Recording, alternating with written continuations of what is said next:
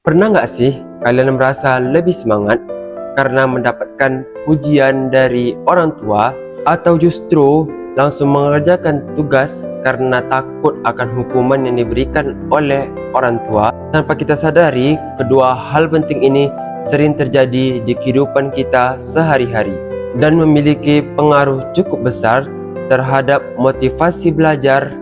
Lalu, sebenarnya apa sih reward dan punishment ini? Mengapa keduanya bisa memengaruhi? Mari kita bahas.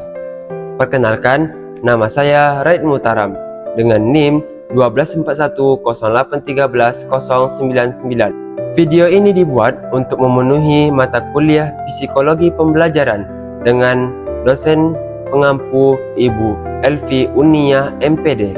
Pada kesempatan ini, saya akan membahas berkenaan dengan pengaruh reward dan punishment dalam belajar.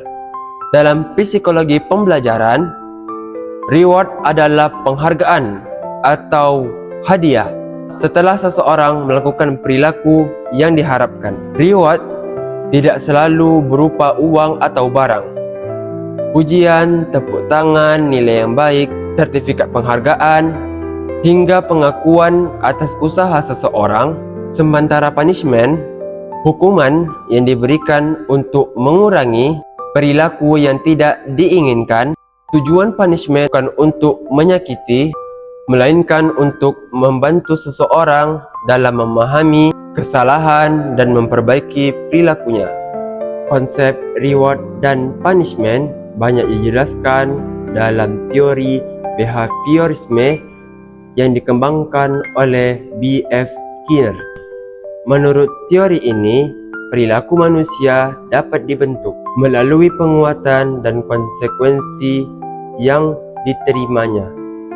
Lalu, mengapa reward dan punishment ini menjadi salah satu pengaruh perilaku dalam belajar?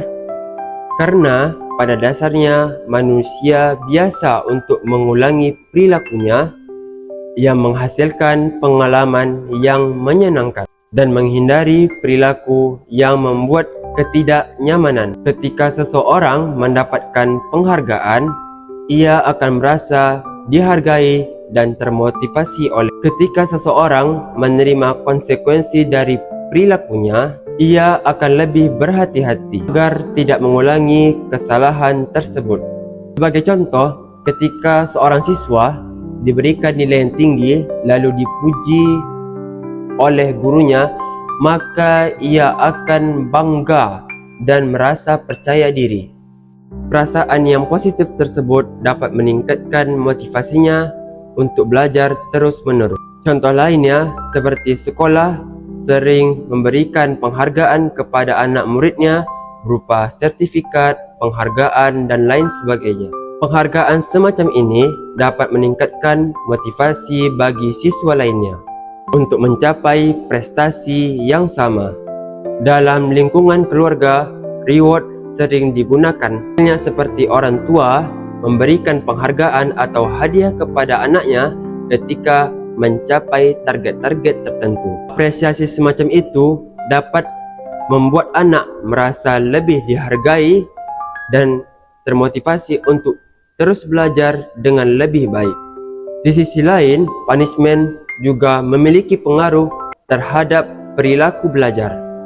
Contohnya, siswa tidak mengerjakan tugas, maka akan diberikan nilai yang rendah dan diberi tugas tambahan. Konsekuensi semacam itu dapat meningkatkan tanggung jawab atas kewajibannya. Contoh lainnya, ketika siswa terlambat, maka akan ditegur oleh gurunya dan menyadarkan siswa akan aturan yang berlaku. Namun, punishment juga harus dilakukan dengan cara yang bijaksana. Jika dilakukan secara berlebihan atau terlalu keras, akan menimbulkan seperti rasa takut, rasa cemas, dan kehilangan motivasi belajar.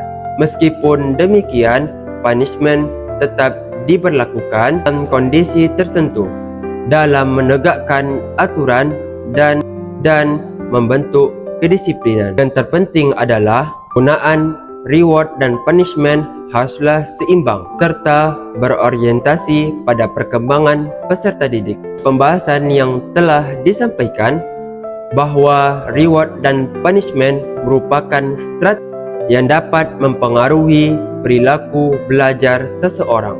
Reward dapat membantu meningkatkan motivasi dan memperkuat perilaku positif, sedangkan punishment dapat mengurangi perilaku yang kurang tepat. Namun, efektivitas keduanya bergantung pada besar kecilnya hadiah, melainkan pada cara penggunaannya yang tepat, adil dan dengan penerapan yang baik. Reward dan punishment dapat menjadi sarana untuk membantu peserta didik berkembang menjadi pribadi yang lebih disiplin, tanggungjawab dan bersemangat dalam belajar. Terima kasih atas perhatian semuanya. Bye bye.